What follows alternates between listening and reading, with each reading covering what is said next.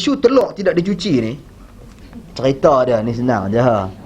Telur ayam ni, benda ni, perbincangan dasar punca perselisihan pendapat dalam isu ni bermula daripada apakah haiwan yang haram, yang halal dimakan itu halal juga najisnya. Ini perbincangan para ulama bincang. Ini dalam fiqh dia bincang isu ni. Apakah haiwan yang halal dimakan itu halal najisnya? Perbincangan bermula daripada hadis Nabi dalam Sahih Imam Al-Bukhari rahimahullah. Kisah yang Hummal Madinah, ada beberapa orang lelaki yang mereka ni demam, maka Nabi SAW cadangkan kepada mereka supaya minum susu unta dan air kencing unta. Jadi mereka pun makan susu unta, mereka minum kencing unta tu. Kemudian mereka bunuh tuan punya kebun, mereka bunuh sembelih unta tu. Maka ditangkap mereka ni, Nabi potong kaki dan tangan mereka, Nabi korek mata mereka, lempak mereka di tengah padang pasir. Ni masa tegas ni. Yang ni hukum hudud ke hukum apa? Tak, hudud mana buat ke tu? Mana korek mata?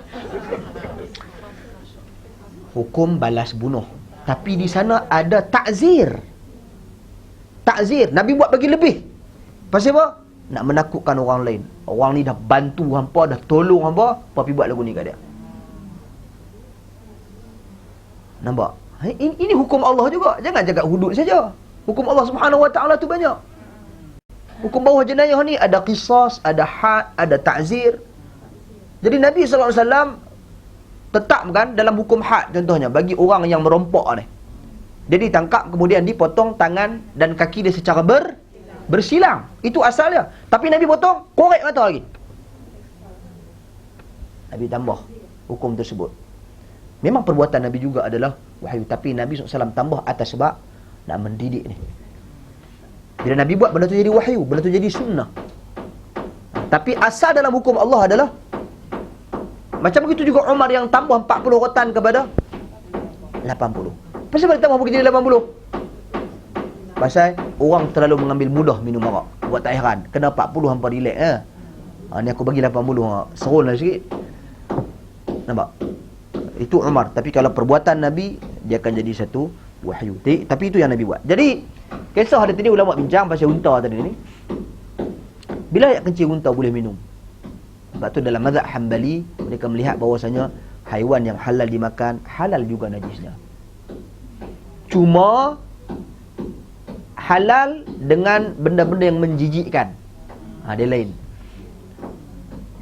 Benda yang menjijikkan ni, dia kembali balik kepada persekitaran, dia kembali balik kepada suasana dan keadaan. Macam contohlah bewok. Bewok halal ke haram? Siapa abang haram? Asal pada semua benda harus. Kok teringin mengandung-mengandung nak makan bewok? Teringin lah ikut bewok.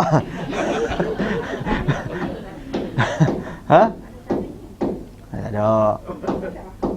Bewok bukan menyerang, bukan zunab. Dia zunabin yang dilarang. Kemudian zumakhlab. Zunab ni yang ada taring, yang dia menyerang mangsa dia dengan taring. Satu lagi yang menyerang mangsa dia dengan kuku. Seperti harimau, seperti burung lang. Ini yang diharam makan. Tapi bewok tak ada. Tu dia makan benda-benda yang tak elok. Bila makan benda-benda yang tak elok, cara penyelesaian dia apa dia? Macam Nabi SAW ajak, kurung dia 3 hari. Bagi dia makan dengan benda-benda yang elok. Bagi minum susu, cap teko. Bagi dia makan telur ayam maksir elok, segak-segak. Ini saya bagi kalau nak kata haramnya bewok, apa ada dalil dia?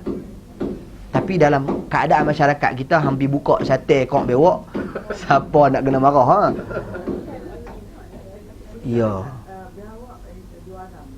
Okey, apa dalil pengharaman haiwan yang hidup dua alam? Tak ada dalil yang jelas. Tuan-tuan, jangan ingat saya makan bewok. Ustaz ni makan bewok dah.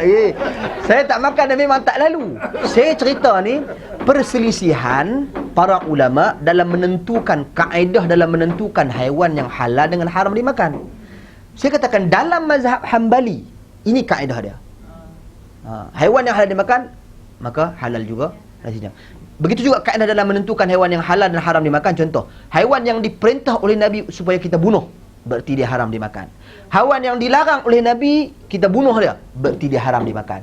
Kucing Nabi haram bunuh, sebab tu kucing haram dimakan, walaupun dia dekat dengan kita. Ulat, burung gagak, al-hayyah wal ghurab, kemudian kalbul aqur, anjing gila, kemudian lagi apa dia lagi, al-fa'rah, yakni tikus. Ini haiwan yang Nabi sallallahu alaihi wasallam perintah suruh kita bunuh dia. Bila kita diperintah suruh bunuh, berarti haram dimakan. Ini antara kaedah-kaedah yang keluar, yang dibicarakan. Nah, cicak ya Nabi SAW suruh bunuh. Di dalam hadis riwayat Muslim, ingat saya, yang mana cicak ini terlibat dalam peristiwa Nabi Ibrahim alaihissalam, dalam nyalaan api kepada Nabi Ibrahim. Jadi cicak Nabi suruh bunuh, maka cicak haram dimakan. Jadi jangan duk teringin cicak. Beza.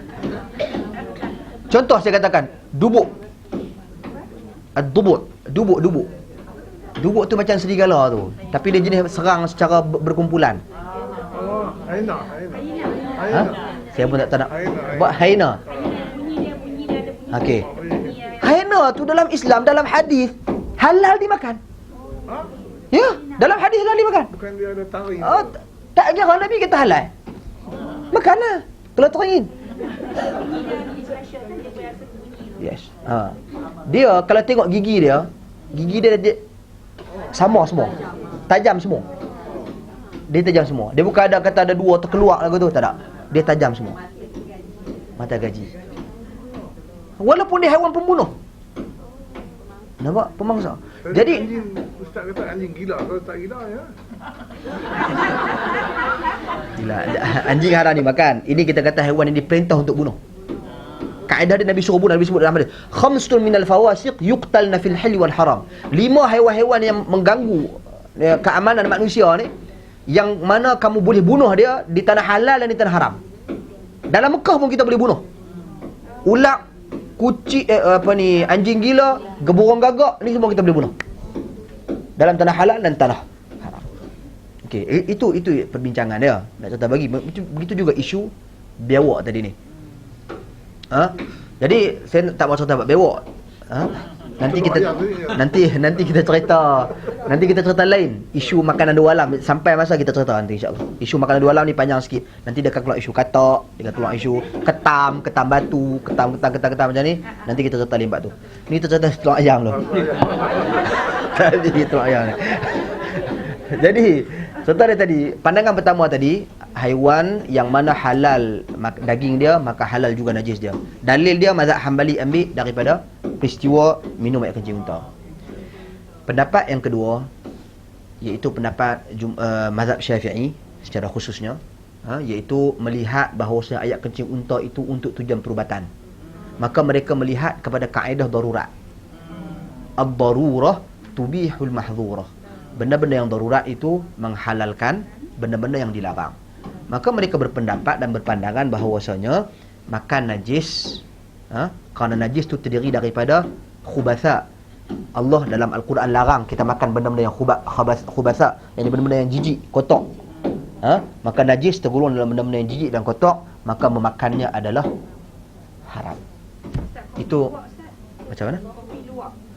Kopi luwak. Musang luwak. Musang halal ke haram dimakan? Musang. Tak apa dalil nak kata haram. Kemudian kita makan apa? Dia punya kopi, kita akan makan taik dia. Dia bukan syarat.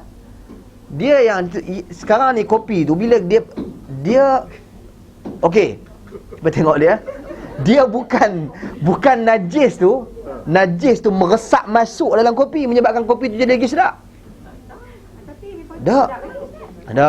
Dia sebab dia adalah musang tu, dia pandai pilih kopi, the best coffee. Itu je sebab dia. Ini fatwa ilmuwan Islam di Indonesia. Malaysia boleh selisih dengan fatwa Malaysia dia dalam bab ni, dia bab makan ni dia ni sikitlah sensitif sikit. Indonesia dia pun fatwa dia tidak ada masalah, sebab mereka menggunakan mazhab Hambali dalam isu ni. Asal makanan yang halal dimakan, halal juga najisnya. Baca di antara fatwa Pendoktor Muhammad Arifin Badri, PhD Universiti Islam Madinah bahagian fiqh. Dia tulis artikel tentang hukum makan apa ni, najis ataupun kopi musang luar tadi. Okey. Itulah saya kata. Contoh kita bincang bab budu. Satu lagi yang budu. Budu halal dimakan, tapi mungkin ada orang tak lalu makan. Saya suka makan petai jeruk. Petai jeruk, kalau kita bawa dekat Arab, tunjuk kat dia, buka sikit bagi bau, najis dia kata. Tapi mungkin kita suka makan. Jadi jangan kita ingat bahawasanya benda yang halal dimakan tu mesti kita suka. Ada benda halal tapi kita tak suka makan. Jadi tak suka tidak ada masalah, tak payah duk makan. Jadi isu kembali pada isu telur tak habis-habis gini. Tadi telur tadi ni, dia ada najis di sekitar dia. Najis duk kat mana? Duk kat luar. Kita goreng kan dengan telur-telur tu ke? Dah, buka je lah buah dalam tu. Dah, dia tak ada masalah. Kita bukan mengganggu dia punya isi dalam dia. Tidak ada sebarang permasalahan. Wallahu a'lam.